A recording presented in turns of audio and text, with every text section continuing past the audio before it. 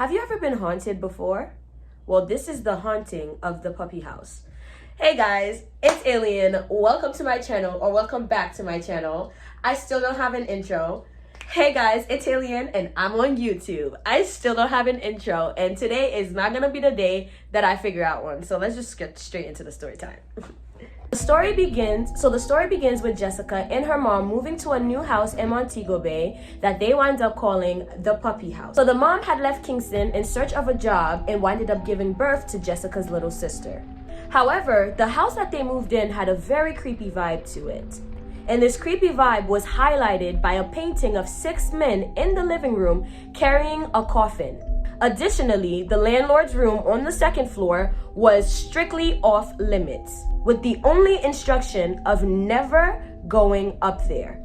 Despite this, their mom's curiosity got the best of her one day when she noticed that the door was left unlocked and decided to go in and investigate herself. Inside, she encountered a room filled with dolls that were made out of glass, wax, yarn, and other weird miscellaneous items. Not only was the room filled with the creepy dolls, but they also found even more unsettling paintings. Well, this exploration seemed to trigger a series of paranormal events in the house. So rice cooked at night would spoil by morning, and odd noises just became a commonplace for them. One day, while Jessica was at school and her mom was alone at home with the baby, she saw the caretaker enter the living room through the main door. She was confused because she hadn't seen him arrive, so she called out to him. However, when she approached him, he turned into smokes and lunges at her while she's holding the baby. And as he lunged at her, she felt like her skin was peeling off, and as she's attempting to scream, nothing would come out.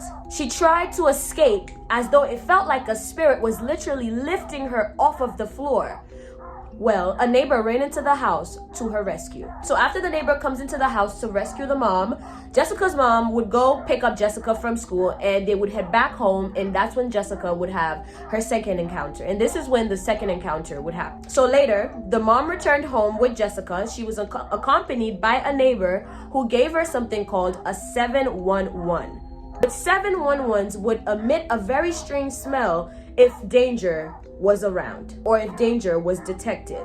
The mother decided that she no longer felt safe and that they wanted to come back into the house to fold their clothes and pack their stuff away so they can go seek refuge. So while they were unpacking, the mom heard strange noises and winded up encountering a very strange, mysterious figure in the washroom, which would further unsettle them. While they came back to the house to unpack their stuff, the mother heard a strange noise in the washroom. So she would head downstairs to the washroom to investigate what that noise was about. Well, when the mother got down there, she saw a person standing in the washroom. And Jessica says that you're able to see from the living room into the washroom. The baby started crying, and Jessica, at the time being 12 years old, wanting to take care of her little sister, would pick up her little sister and run to her mom to seek safety.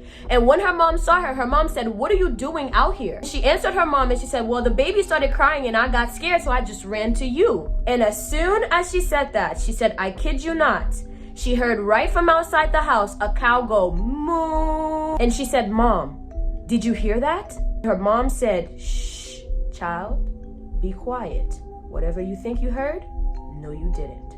Take your sister and go back to the bedroom." And then, as she's headed upstairs with her little sister, they start to hear chains, as if those cows are literally running around her living room. You'd actually seen their house. There's absolutely no room for cows to be running all around up and down the house because there were furniture everywhere. Anyhow, she sprinkled the 7-Eleven and the entire house started to smell like old perfume, which would indicate one thing and one thing only, that there are demons in the house. When they got to the neighbor's house in refuge, the mom admitted seeing a man with no torso tiptoeing trying to get inside of the house. So fast forward a year, at this point Jessica is 13 years old and she had a bedwetting problem. So they had moved into a completely different house, and one day Jessica woke up and, you guessed it, she wet the bed. So her sister, giving her a change of clothes, gave her a pair of red underwear to wear as a change of clothes. And when she went back home, her mom saw the red underwear on her and completely freaked out and told her, take that off. Mom freaked out because why are you wearing a pair of used underwear? Take that off right now. So she did. She took off the underwear. In a week, shit really started hitting the fan for Jessica. Because one day she's sitting on the veranda minding her own business until she suddenly saw a black cat with red eyes staring intently at her. No matter where in the house she would go, this black cat would follow. The same black cat with the red eyes intently staring at her through her bedroom window. She went to sleep on top of her bed and winded up waking up underneath her bed for 3 nights in a row. She was sitting at home one day and this feeling came over her and she was trying to speak but nothing would come out. She then would try to get up, but then it feels like everything just went black and she fainted. She woke up the next day and had no recollection of what happened the day before. She went to school, and as she's sitting down in school, she felt that exact same feeling come over her, and automatically she got freaked out. So she told her teacher how she felt, and her teacher told her to get up and come to her. As she tried to get up, her legs went weak and she collapsed to the floor. She said she felt like the guy in Get Out, where she was just floating in emptiness and black space. Do you know what she told the teacher? She told the teacher that she was being stalked by this black cat and that she is the black cat, before she completely blacked out and woke up in the nurse's station. Again, no recollection of anything, but this time them telling her that she has been suspended from school. At this point, her mom had to get a pastor involved because what is actually happening to her? The pastor came to the house and prayed over her, and as the pastor is praying over her, the same feeling would come and take over her again, where she would feel like she's about to faint and she's back in a void of emptiness in black space. She told the pastor how she was feeling, and the pastor would tell her, you know, this is unknown, but stick with us. Well, the pastor persevered, the pastor continued. And the last thing that she heard was the pastor asking her, what is your name? After that day passed, she went to church on Sunday. And she said that's when shit really got real. So as the pastor is praying, prayer is going on. So as everybody is praying in the church, she is sitting back there and she is feeling utterly bothered and annoyed. She feels like she just wants to run out of the church like a mad person, screaming.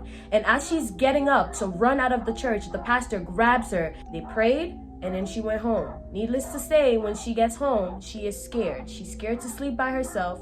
She is scared of her house. She is scared of her home. And she said that she would sleep with garlic in her underwear. Now, she said the next day she woke up to something very, very, very strange. She woke up to slime. She woke up to slime all over her underwear and all over the bed and all over her dress, and to some absolutely horrible abdominal pains. Just wants to emphasize on how much slime was actually on the bed that actually came out of her. And she said after that day, she started to become normal again. And she would have these bumps that would pop up on her skin. And she said you can feel them and you can see them in the light, but in the dark, you really couldn't see them.